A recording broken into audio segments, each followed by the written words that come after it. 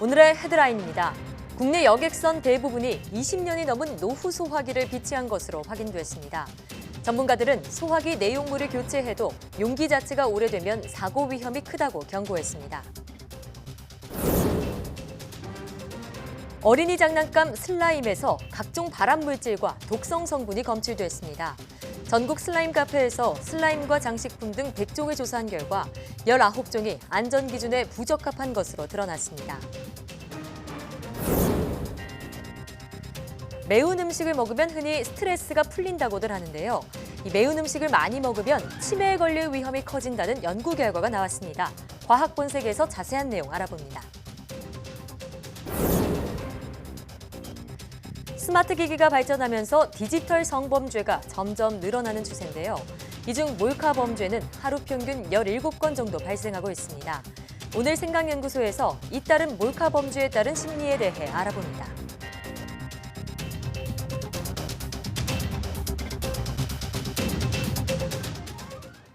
여러분 안녕하십니까? 사이언스 투데이입니다. 지난 5월 헝가리 여객선 참사를 계기로 국내 여객선의 안전관리 실태가 주목받고 있습니다. YTN 취재진이 국내 여객선을 직접 타봤는데 안전 불감증의 현장이 곳곳에서 눈에 띄었습니다. 한동호 기자의 단독 보도입니다. 지난해부터 제주, 고흥 노선에 투입된 아리온 제주입니다. 소화기를 보니 제조 날짜는 1996년, 무려 23년 전 제품입니다. 다른 여객선에도 1995년식 소화기가 비치돼 있습니다. 오래된 소화기를 약재만 교체해 쓰고 있지만 불법이 아닙니다. 매년 이제 개발해서 인증을 하고 좀 오래됐더라도 이제 성능이 보장이 되면 승인을 하거든요.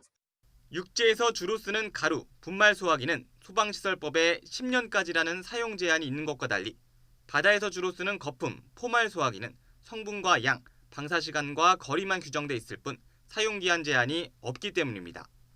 포말 소화기에 관련돼서는 그게 전부예요. 거기에서 정하지 않은 사항을 만든 규정이 그런 지침입니다. 우리 내부 규정이고요. 하지만 YTN 취재 결과 제조사에선 해당 제품 수명을 8년으로 정하고 기한이 지나면 사용을 삼가라고 경고하고 있는 것으로 드러났습니다. 해마다 약재를 교체해도 용기 자체가 오래되면 사고 위험이 있다는 겁니다. 문제가 있죠, 당연히. 예. 아마 차츰 이러한 소화기뿐만 아니라 소방 관련 용품들이 내용 연수를 통해서 이제 관리가 돼야 돼요. YTN 취재진이 20년이 넘은 선박을 전수조사한 결과 사용기한이 없는 포말 소화기를 비치한 선박은 절반이 넘었습니다. 포말 소화기를 무려 100개 이상 비치한 선박도 있지만 제조연도는 관리하지 않습니다. 낡은 소화기는 분말의 경우 6년 전 폭발 사고로 불 끄던 60대 남성이 숨진 적이 있고 저기 산소통 터지는 소리 같이 이렇게 크게 나가지고 봤는데 소화기 분말가루가 휘날리고 있었고요.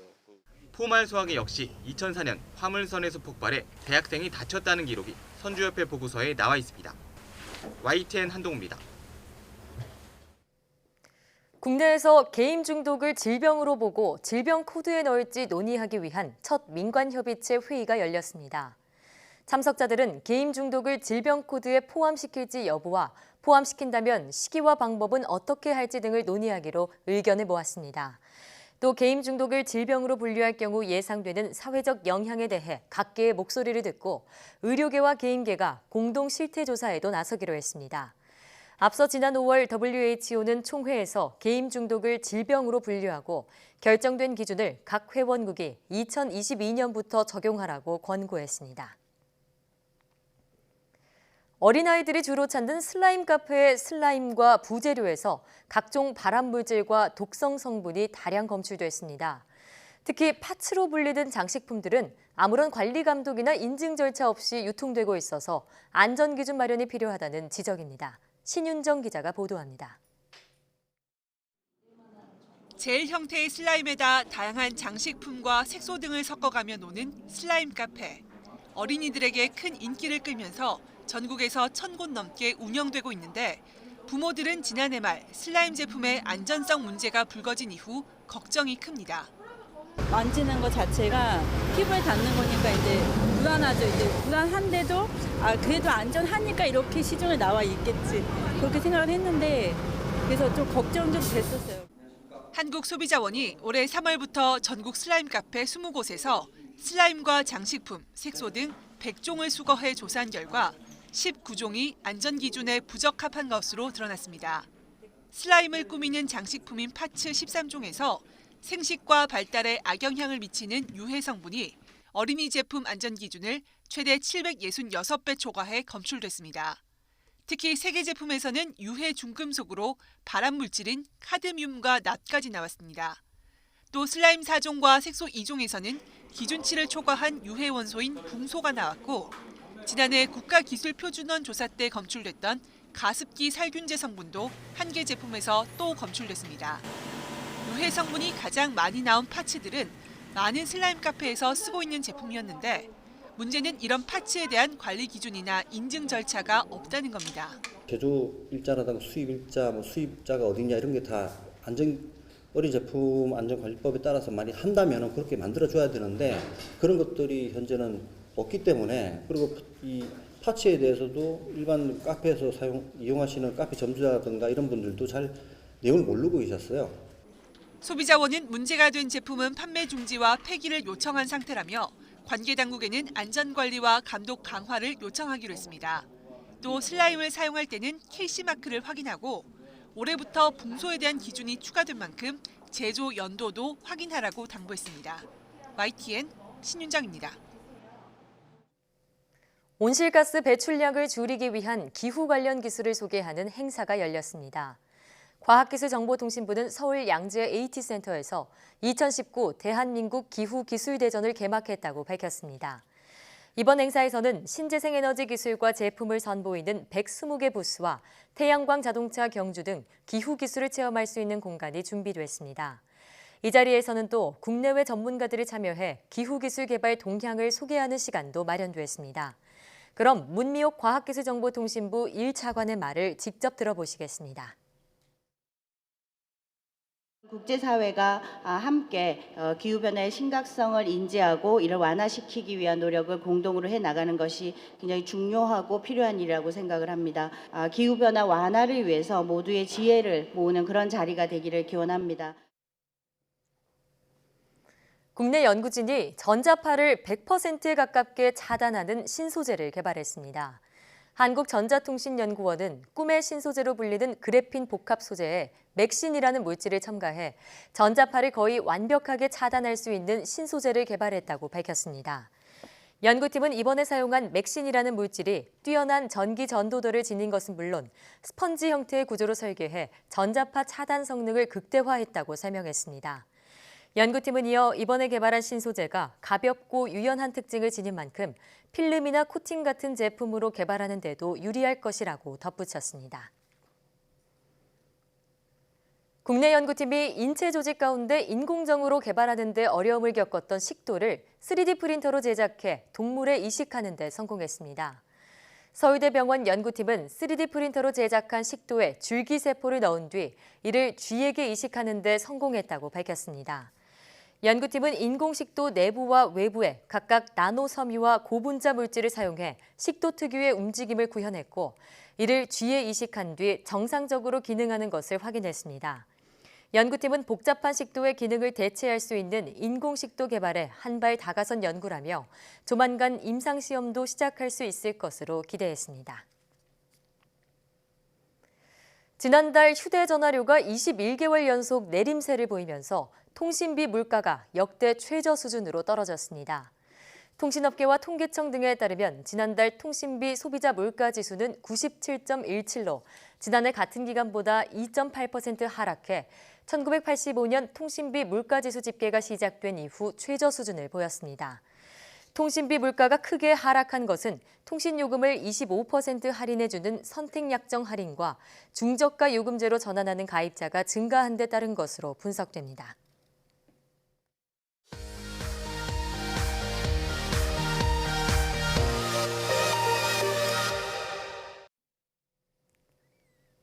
화제의 뉴스를 골라 과학 기자의 시선으로 분석하는 과학 본색 시간입니다. 오늘은 최소라 기자와 함께합니다. 어서 오세요. 안녕하세요. 네, 오늘 어떤 소식 준비하셨나요?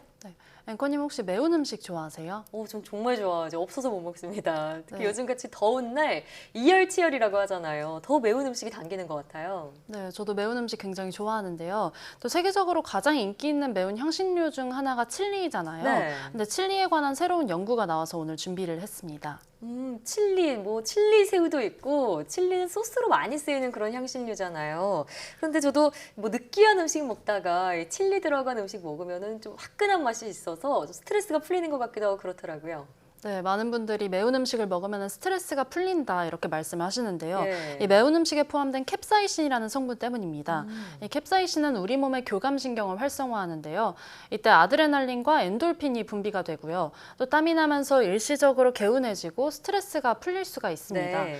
그런데 이 캡사이신이 들어간 칠리에서 이제까지 알려지지 않았던 부작용이 있다는 연구가 나왔습니다. 부작용이 있다고요? 아니, 사실 칠리 소스는 모르는 사람이 거의 없을 정도로 너무 대중적인 소스여서 부작용이 있다는 연구 결과 발표되면 좀 많은 분들이 놀랄 것 같은데 어떤 부작용인지 소개해 주시죠. 네, 칠리를 꾸준히 많이 먹으면 치매 위험이 높아진다 이런 결과인데요. 예. 네, 카타르와 호주, 미국 공동연구팀의 이 연구 결과입니다.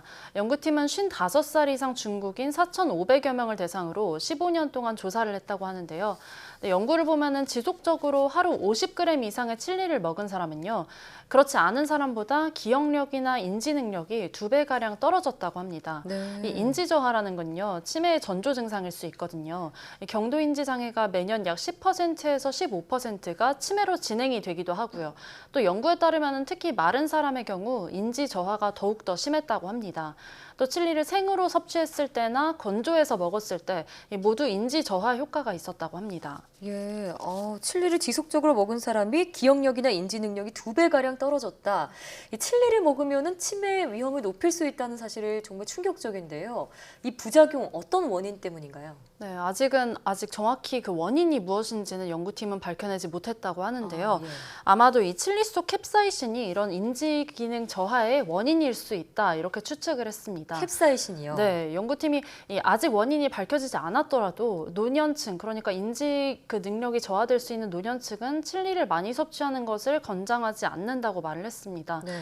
또한 그 앞서 말씀드린 것처럼 몸무게가 더 많이 나가는 사람은 사람보다 좀 더 많이 나가는 사람이 더 이 위험이 높다고 했으니까요. 정상 체중일 경우 혹은 더 마를 경우 더 주의를 해야 된다 이렇게 연구팀은 당부를 했습니다. 그렇군요. 자, 그런데 이 캡사이신은 우리나라 사람들이 많이 먹는 고추에도 들어있고요. 다이어트에도 도움이 된다. 여러 가지 순기능에 대해서는 익숙하게 들어온 것 같은데 부작용이 있을 수도 있다고 하니까 좀 충격적입니다. 계속해서 설명해 주시죠. 네, 그렇습니다. 이 사실 캡사이신을 말씀하신 것처럼 전 세계적으로 오랫동안 사랑받아왔던 이 향신료인데요. 예. 그만큼 몸에 주는 순기능에 대해서도 많이 알려졌습니다. 신진대사를 활발하게 해주고요. 또 지방을 태워서 살을 빼는 데도 도움이 된다고 알려졌고요. 또 혈압에도 좋은 영향을 준다는 연구가 있습니다.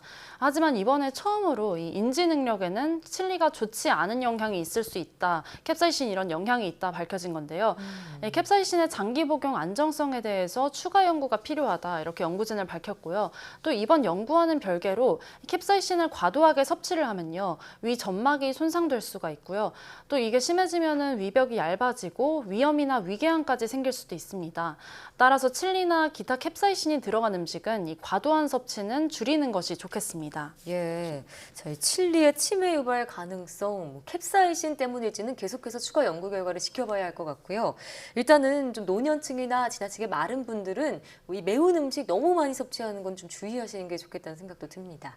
다음 소식으로 넘어가 보죠. 네, 다음 소식은 비만에 관한 소식인데요. 네. 이 비만은 고혈압이나 당뇨병 등 여러 가지 대사질환의 원인이죠.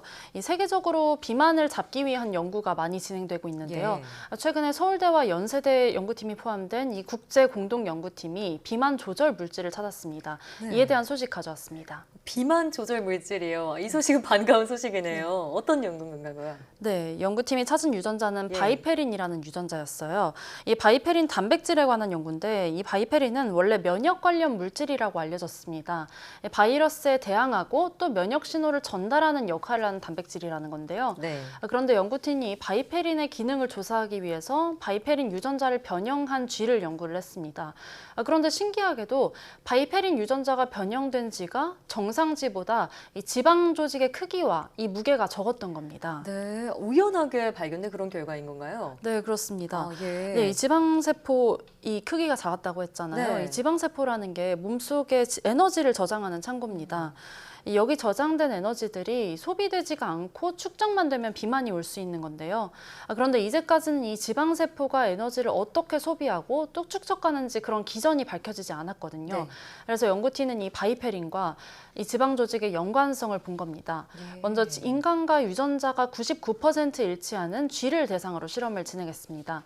바로 바이페린을 만드는 유전자를 제거해 본 건데요. 이 실험 결과가 놀라웠습니다. 바이페린 단백질을 못 만드는 쥐는 정상 쥐보다 체중이랑 또 지방 조직이 현저하게 줄어든 겁니다. 네. 이 쥐는 이 지방 조직에서 열이 많이 발생하면서 에너지가 소비됐고요. 결국 지방 조직의 크기가 줄고 또 대사 질환까지 개선됐다고 합니다. 네. 이 바이페린과 비만 사이의 연관성을 발견했다니 정말 굉장한 발견이라는 생각이 드는데 앞으로 인간에게 적용을 할 수 있다면요. 여러 가지 치료제를 개발하는 데도 또 도움이 될 수 있을 것 같습니다. 계속해서 설명 도와주시죠. 네, 그렇습니다. 연구팀은 이게 비만뿐 아니라 지방간에도 그리고 당뇨에도 도움이 될 수 있다고 말을 했는데요. 네. 이 바이페린을 억제하는 게 혈당을 조절하는 데도 도움을 준다는 것을 발견한 겁니다. 예. 원래 알려졌던 바이페린의 역할인 면역 기능에서도요. 앞으로 이 바이페린이 열을 조절하는 이 기전과 에볼라나 황열 바이러스와 같은 병영균으로 이 고열을 생기는 과정의 연관성 등 이런 바이페린의 인체 방어의 원리도 밝혀진 거거든요. 예. 그런데 이런 바이페린의 이런 작용의 이유가 있습니다. 이 네. 고지방식을 과도하게 섭취하거나 이 저온 상태일 때 경우 이 바이페린의 단백질이 많이 발현됐다고 알려졌는데요. 예. 네, 그래서 열 발생을 억제하는 겁니다. 네. 살찌는 음식을 먹으면 살이 찌고 또 추운 지방에 사는 사람들은 이 지방 축적량이 높은 것도 이 바이페린의 이 역할이었습니다. 열을 발생하게 하니까요. 네, 예. 그래서 앞으로 이 비만과 당뇨 또 면역까지 여러 부분에서 바이페린의 역할이 밝혀지는 만큼 바이페린에 대한 연구팀의 추후 연구도 기대가 됩니다. 네, 자, 면역 물질일 줄 알았더니 바이페린의 우연한 비만 조절 기능을 밝혀내고 거기다 더해서 혈당 조절 기능까지 알아냈다는 점에서 앞으로 추가 연구 결과 계속해서 기대되는데요. 계속 나온다면 앞으로 과학 본색 통해서 소개해 주시면 좋겠습니다. 오늘 말씀 잘 들었습니다.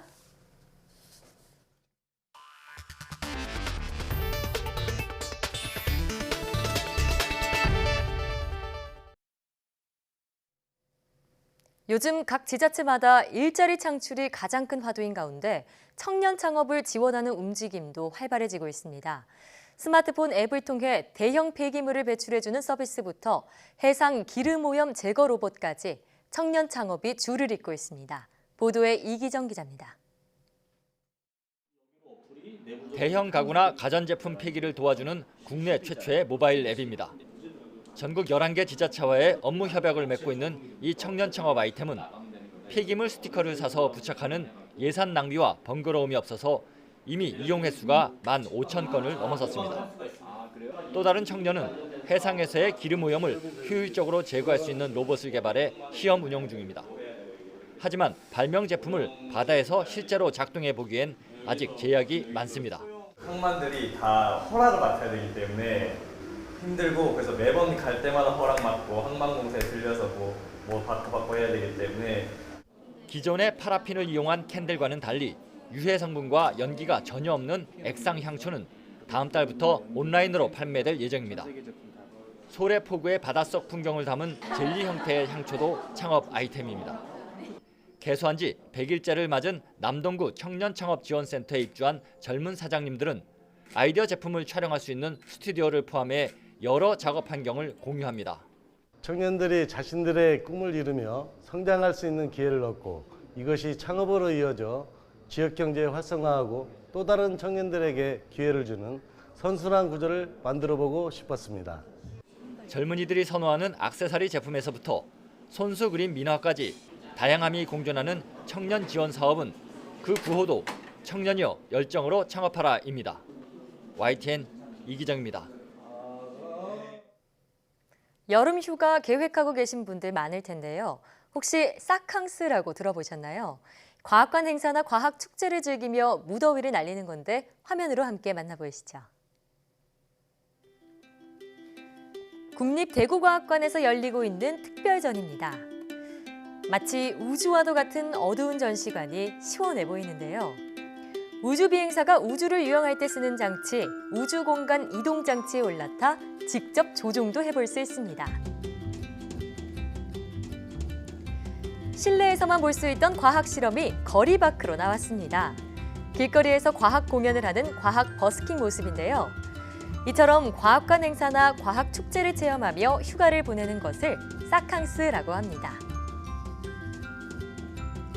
한 설문조사 결과에 따르면 우리나라 성인 남녀는 올해 여름 휴식보다 체험형 휴가를 선호했습니다. 휴가 때 우주 체험이나 로봇 만들기 같은 과학 프로그램이 있다면 참여하겠느냐는 물음에는 93.6%가 그렇다고 답했습니다.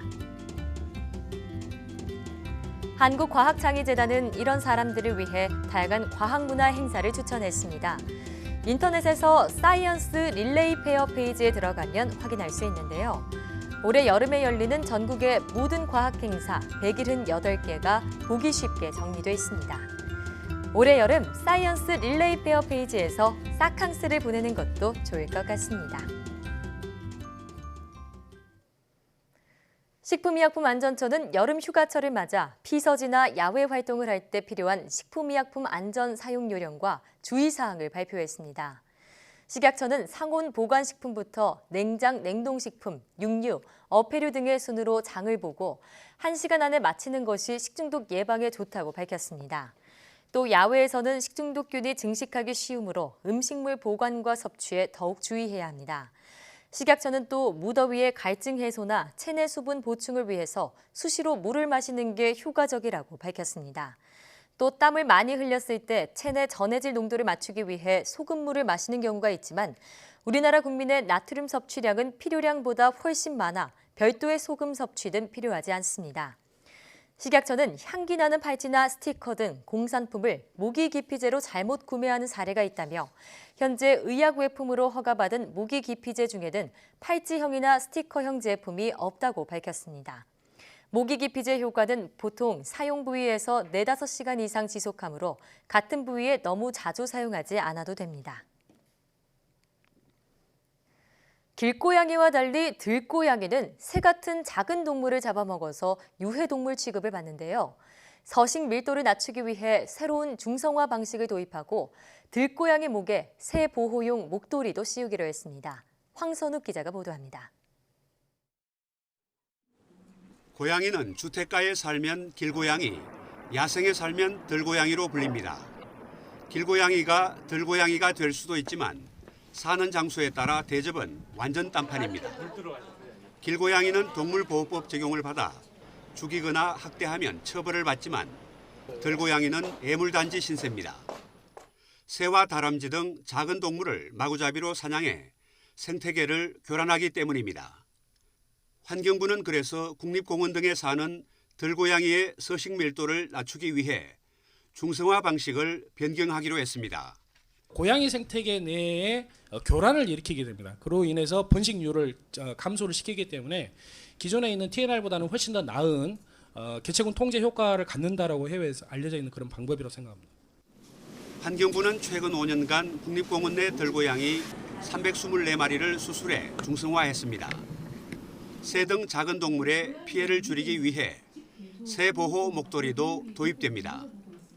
고양이 목에 화려한 색깔의 목도리를 씌워 새가 미리 알아채고 달아날 수 있게 만든 겁니다. 손으로 생겼는데 고양이가 싫으면은 목을 이렇게 딱 탈취하면은 벗어지는 형태예요. 그러니까 본인이 싫으면은 벗어 던질 수 있는 형태입니다. 쥐는 색감을 구분하지 못하기 때문에 목도리를 씌워도 들고양이의 쥐 사냥 능력은 떨어지지 않는 것으로 알려졌습니다.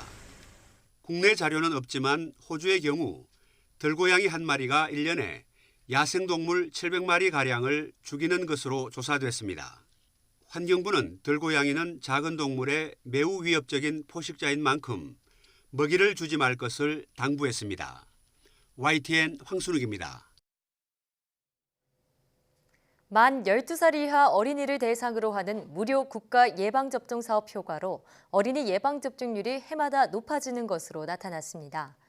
질병관리본부에 따르면 2018년 현재 어린이 예방접종률은 생후 12개월의 경우 96.8%, 24개월 94.7%, 36개월이 90.8%로 2017년보다 0.2에서 0.6%포인트 상승했습니다. 특히 A형 간염 백신 추가로 총 접종이 2차례로 늘어난 36개월 유아의 완전 접종률도 0.4%포인트 높아졌습니다. 우리나라의 어린이 예방접종률은 미국과 호주, 영국 등과 비교해 3에서 10%포인트 이상 높은 수준입니다. 어린이 예방접종률이 높은 이유는 2014년부터 만 12살 이하를 대상으로 필수 예방접종 백신 17종에 대해 국가가 무료 접종을 지원하고 적기 접종 알림 사업 등을 시행한 데 따른 것으로 분석됐습니다. 한편 17개 광역자치단체별로 예방접종률이 높은 지역은 울산이었고 낮은 곳은 서울이었습니다.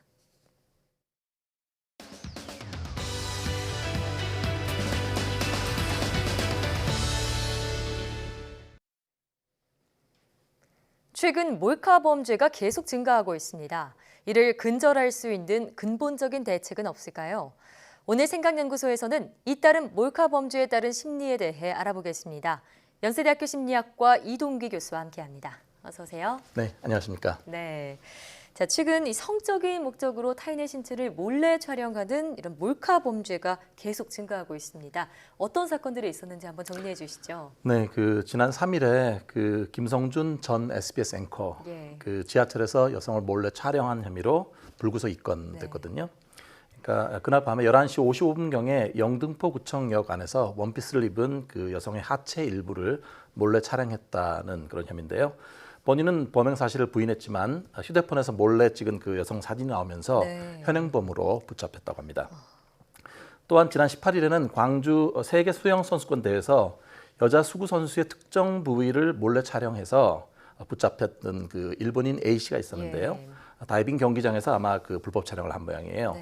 경찰은 A 씨 휴대전화에서 휴대전화와 디지털 카메라 SD 카드를 들여다보니까 수구와 다이빙 종목에 출전 중인 여자 선수 18명의 그 신체 부위를 몰래 촬영한 것으로 확인됐습니다. 그러니까 본인은 그에 대해서 나중에 이제 자기가 성적 욕망을 채우려고 카메라를 줌 기능을 사용해서 자신이 촬영을 했다라고 시인을 했다고 하네요. 예. 사실 저도 지하철을 타고 출퇴근을 하는데 이처럼 지하철과 같은 공공장소에서 몰카 피해가 자꾸 발생하니까 나도 그 피해자가 될 수 있는 건 아니냐 이런 공포심, 몰카 포비아라는 신조어도 등장했다고 하는데요. 실제로 몰카 범죄 얼마나 증가했나요? 네, 저 조사해보니까요. 경찰청의 통계인데요. 몰카 범죄가 2007년에는 564건에 불과했는데 10년이 흐른 다음이 2017년에는 6,465건으로 증가했습니다. 10배가 넘어진 거죠. 하루 평균 17.7건 정도로 몰카 범죄가 발생한다고 하니까 좀 엄청난 숫자인데 해마다 증가하고 있어서 우려가 되고 있습니다. 10년 사이 10배 이상 폭등을 한 건데 왜 이렇게 증가하고 있는 걸까요? 글쎄 이게 불법 촬영하는 사람들의 심리를 좀 생각해 봐야 될 것 같은데요. 이 사람들이 일종의 스릴을 만끽하는 것 같아요. 스릴이 있다. 그러니까 뭐 하지 말라고 하는 거, 남몰래 사진을 찍는 거 이런 걸 하면서 뭔가 아슬아슬한 그런 느낌들, 그런 것들을 즐기는 것 같습니다. 근데 이제 몰카 범죄를 하는 사람들은 계획적이라기보다는 그 순간 되게 자기 욕구 때문에 충동적으로 한다는 게 많이 알려져 있습니다. 그러니까 상습 도박처럼 하나의 중독 증상이 생기니까 자기가 이걸 억제를 못하고 결국 못 버티고 범죄를 저지르는 그런 상태로 가고 있습니다. 몰카는 일종의 아시다시피 관음증의 일부인데요. 관음증은 성도착증의 일부이기도 하고요. 정상적으로 자신의 어떤 성적인 욕구를 잘 해소하지 못하는 사람들이 뭔가 기형적인 형태로 이런 것들을 욕구 불만 같은 거를 표출하는 거로 이해가 되고 있습니다. 사실 몰카 이게 한번 시작되면 잘 멈출 수가 없다고 하네요. 그렇군요. 유혹을 못 이기는 건데 이 말씀하신 이 몰카 성범죄 성도착증의 한 유형인 만큼 치료가 필요한 질환으로 봐야 하지 않을까 싶습니다. 보통 이런 범죄, 이런 질환 같은 경우에는 어떤 치료가 이루어지나요? 네, 이게 중독의 일종이라서 치료가 잘 안 되는데 정신건강의학회에 따르면은 이런 반복적인 행동 자체도 다른 중독 증상의 일환으로 봐야 된다 이렇게 얘기를 합니다. 근데 이게 이제 중독이 되면은 내성이 생기고 또 금단 증상이 생기게 되는데요. 금단 증상까지요? 그렇죠. 그러니까 근데 문제 문제는 뭐냐면 자신이 잘못하고 있다는 걸 알면서도 다시 또 몰카 찍는 행동을 한다는 겁니다. 네. 그래서 이게 이제 치료를 해야 되는데 보통 이게 항우울제 같은 것들을 복용해서 충동성을 좀 떨어뜨리는 네. 걸 하고 인지행동 치료를 보조적으로 하는 경우가 많이 있습니다. 예. 다만 문제는 뭐냐면 적어도 1년 이상의 장기적인 치료를 해야 되는데 장기적으로요. 네, 중도 포기하는 사람들이 상당히 많다고 합니다. 사실 올 때도 본인의 의지로 오는 게 아니라 주변에 문제를 일으켜서 강제로 상담을 받는 경우가 많기 때문에 네. 상담 자체에 대한 동기 수준이 상당히 낮다고 봐야 되겠죠. 예, 사실 뭐 치료를 받는 사람도 많지 않지만 제대로 된 치료가 이루어지지 않는다면 또다시 이런 범죄를 또다시 저지르고 재범률도 높아질 것 같다는 생각이 드는데 이 몰카 범죄 재범률 실제로 얼마나 되는지 궁금합니다. 네, 이게 상당히 놀라운데요. 그 한국 여성 변호사회 자료를 보니까 예. 실제로 이제 몰카의 어떤 양상이 어떤가를 봤어요. 네. 그랬더니 딱 한 번만 몰카 범죄를 저지른 사람은 46.2%, 네. 약 절반 좀 못 되죠. 그러네요. 2번 저지른 사람이 11.7%, 3번 저지른 사람이 5.8%, 예. 4번이 5.1%인데요. 줄어드네요. 놀라운 것은 네. 5번 이상인 사람이 31.2%입니다. 5번 이상 또 늘어났다. 네, 10명 중에 3명은 다시 이 5번 어. 이상이나 이거를 다시 하니까 재범의 가능성이 훨씬 높다고 봐야 되겠죠. 예, 몰카 범죄 재범률이 이렇게나 높을 줄은 몰랐습니다. 네. 혹시 그 원인에 약한 처벌 수위가 있지 않을까 싶은 생각도 드는데 어떻게 보시나요? 네, 이게 사실 중독이니까 그렇기도 하고 네. 지금 말씀하신 것처럼 이게 이제 그 약한 처벌도 관련되는 것 같습니다. 서울중앙지법의 몰카 사건 판결물 164건을 조사를 했어요. 전수 네. 조사를 했는데 이게 이제 2018년 1월부터 2019년 4월까지 전수 조사한 거거든요. 네. 실제로 실형이 선고된 경우는 단 10%에 불과했다고 합니다. 네. 그러니까 나머지 벌금형이 46%였고 집행유예가 41%. 네.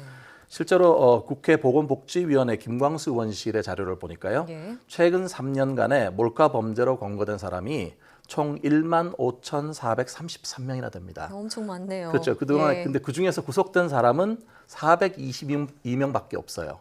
구속률이 얼마 되는 건가요? 실제로 한 2.7%밖에 안 된다는 얘기인데요. 3%도 안 되는 구속률이. 결국 몰카 범죄가 강력한 처벌이 이루어지지 않고 있다. 이렇게 예. 말씀드릴 수 있겠습니다. 그러네요.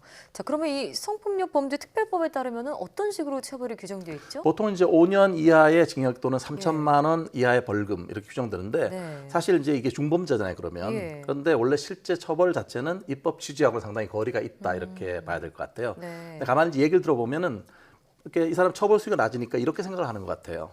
범행 현장에서만 안 걸리면 된다. 네. 그리고 혹시 걸리더라도 돈만 내면 된다. 벌금 내면 되니까. 그렇죠. 이런 생각을 하니까 게다가 또 몰카 뭐 이런 걸 보는 건 큰 범죄가 아니지 않아? 뭐 이런 생각들도 많이 있는 것 같습니다. 그러니까 나만 보는 것도 아닌데 뭐가 문제야라고 생각하는 그런 아니란 생각도 사실 범죄인데 범죄라고 생각을 하지 않는 것도 문제다라는 생각이 드는데 처벌이 이러다 보니까요 큰 죄의식 없이 이렇게 몰카 범죄를 쉽게 저지르는 것 같습니다. 근데 더 심각한 점은 청소년들마저도 이렇게 범죄에 가담하고 있다고요.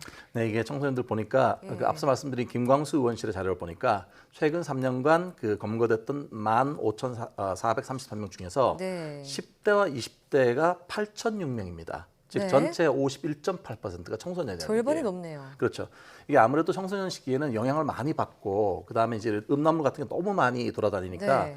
이걸 따라하고 이런 모방 심리 같은 것들이 작용하는 것 같아요. 네. 그게 사실 법적인 어떤 그런 그 제도는 충분하지가 않은데 청소년들에게 너무 많은 이런 그 음란물 같은 것들이 노출이 되니까 상당히 걱정스러운 거죠, 지금. 그 부분도 심각한 문제가 아닐 수 없습니다. 그럼 이 몰카 범죄 근절할 수 있는 방법은 없을까요? 네, 이게 가장 첫 번째로는 이 불법 촬영 자체가 범죄다라고 하는 인식을 분명하게 해야 될 것 예. 같습니다. 이거에 대한 사회적인 공감대가 필요한 시기인데요.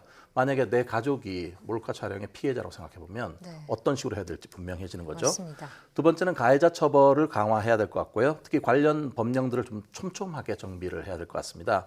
공중위생관리법 같은 거를 좀 더 강화를 해서 네. 몰카 취약 장소에 대해서 단속을 좀 더 강화를 하고요. 만약에 이제 몰카 찍힌 촬영이 일어난 그 건물이나 또는 그 업소 같은 데는 네. 주인들도 일종의 점검할 책임을 부과하는 게 필요하고요. 네. 또 피해자에 대해서도 전문적인 법률적인 조언이라든지 이런 서비스도 확충할 필요가 있겠습니다. 예. 마지막으로는 불법 그 촬영 그 물 자체 유통하는 조직들을 단속을 해야 될 것 같고요. 또 일종의 카메라를 변형시켜서 몰카로 만드는 이런 게 있거든요. 그런 것들에 대한 경로를 단속하는 게 중요할 것 같고 예. 또 무엇보다 이제 기술이 발달될 때 좀 더 좋은 쪽으로 불법 영상 촬영 자체를 차단하는 그런 기술들 네. 이런 것들을 좀 더 발전시켜야겠습니다. 예. 사실 이런 뭐 강력한 처벌 조항만큼이나 중요한 게 실형 선고 비율인 것 같습니다. 네. 벌금형이나 집행유예로 풀려나는 사람들이 많지 않도록 양형 기준을 좀 현실화할 필요가 있겠습니다. 오늘 말씀 잘 들었습니다. 네.